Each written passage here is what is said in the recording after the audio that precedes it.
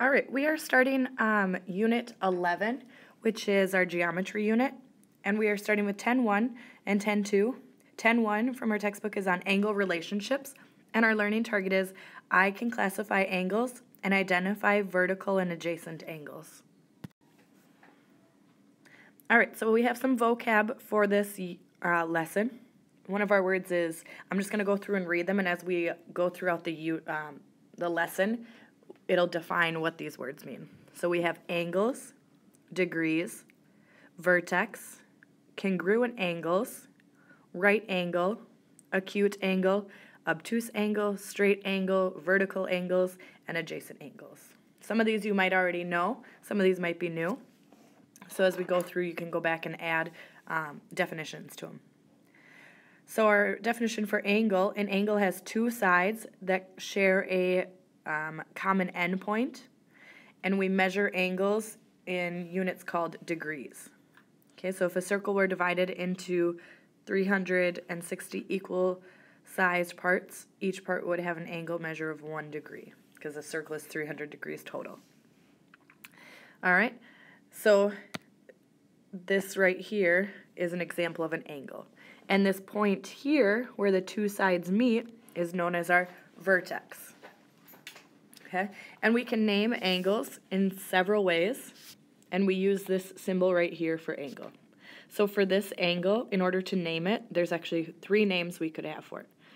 So we start with one of our points here. So we start with angle X, and then we go to the vertex, and then to this other point, Z.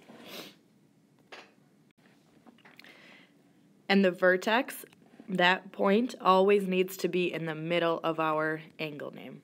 Okay, so then we could have another angle name where we start with the Z, go to the Y, and then X.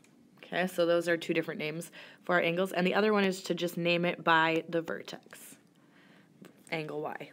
And if it had a number, like let's say there was a number 8 right here, we would name it angle 8. That would be another way. Okay, so we have a couple examples here. We want to name them in 4 different ways. First of all, notice the vertex here is B. So that's one of them, angle B. Name it by the vertex. Also name it by the number that goes with it, angle 1. Then we start at the point A, angle A, B, C. Again, vertex has to be in the middle. And then we can go the other direction as well, angle C, B, A. All right. Next one here, you could name it by the vertex, angle S. You could name it by the angle, that number that goes with it. Or angle R, S, T, make sure the vertex is in the middle. Or angle T, S, R. So you pick a way and go in that direction or the other way. Okay, that is how we would name the angles. Okay, we can also classify angles according to their measure. Okay, and if 2 angles have the same measure, they are said to be congruent. So if both angles were 38 degrees, those would be congruent angles. Okay, so in here, here's how we define each type of angle. There's a right angle that makes a right.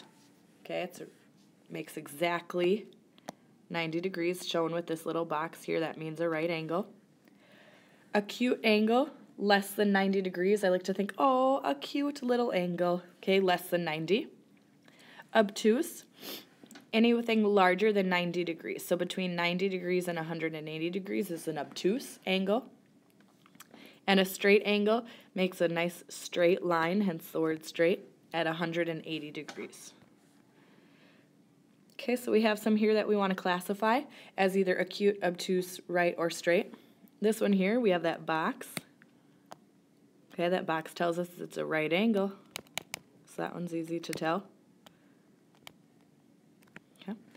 Over here, on this one, it's less than 90. It's smaller than a 90-degree angle. So it's an acute angle. Next one, more than 90 degrees, so that's obtuse. And the last one here makes a straight line, so it is a straight angle.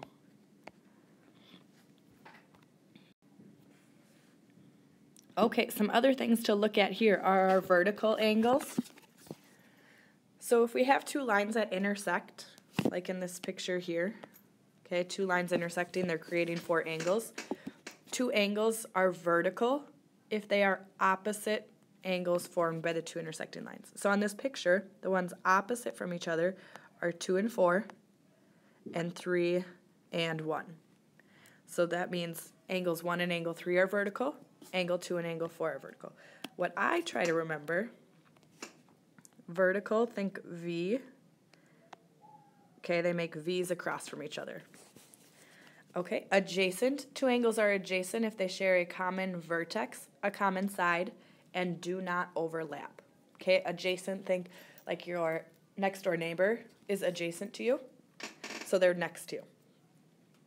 So again, in this intersecting lines, angles 1 and 2 are next to each other, angles 2 and 3 are next to each other, 3 and 4 and 1. So those are all adjacent pairs of adjacent angles.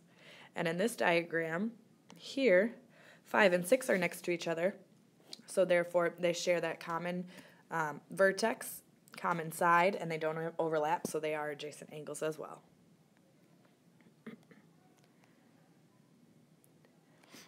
Okay, a couple examples here to try.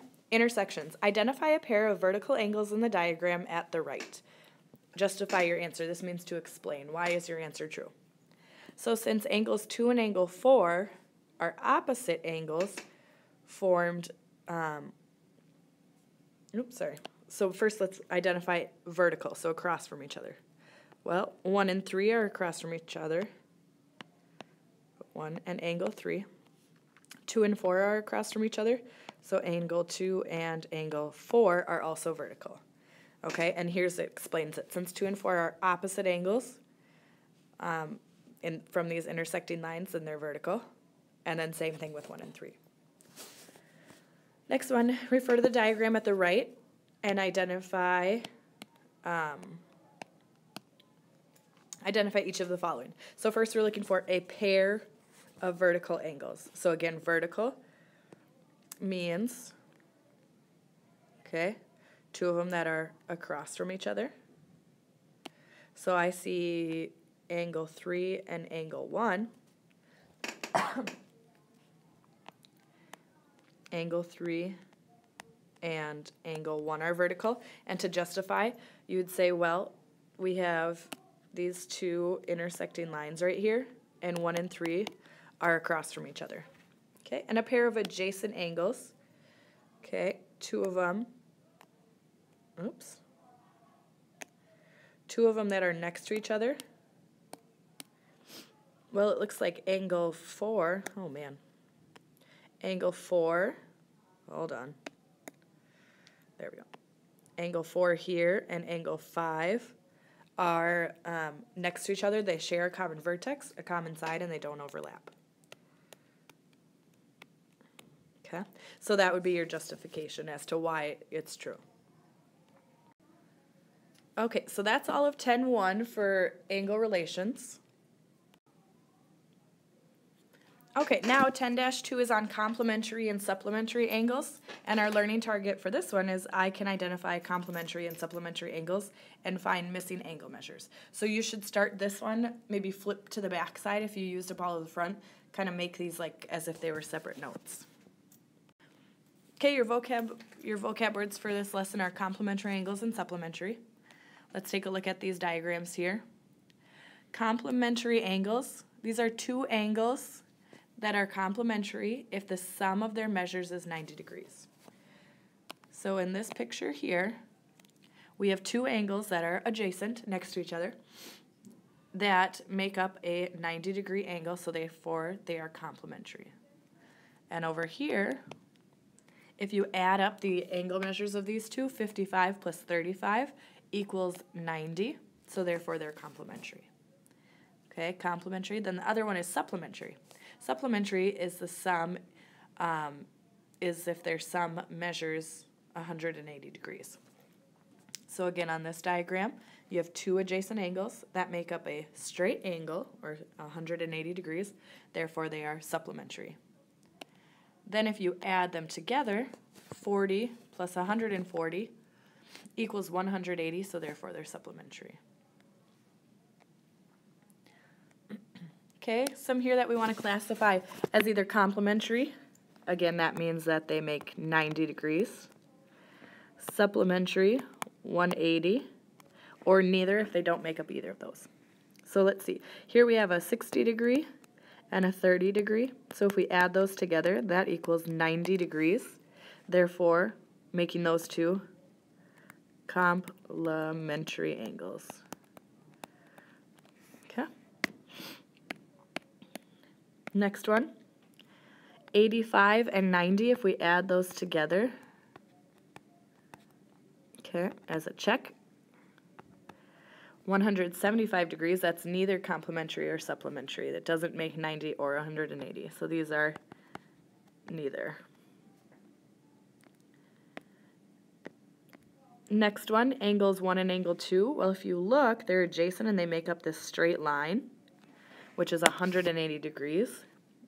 Therefore, they will be supplementary. Okay. And our last one, 75 degrees and a 15 degrees. Add them together. 90 degrees. So these ones are complementary as well.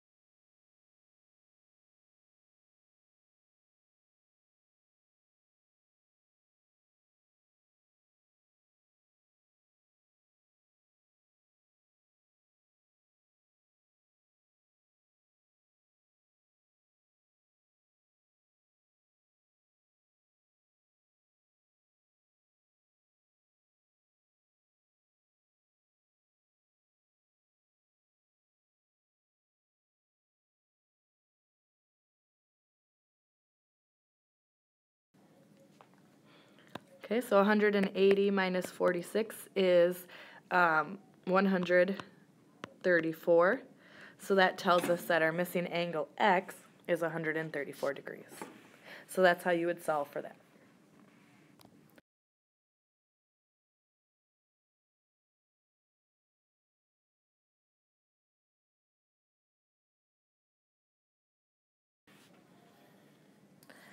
All right, so that is your lesson for 10-1 and 10-2.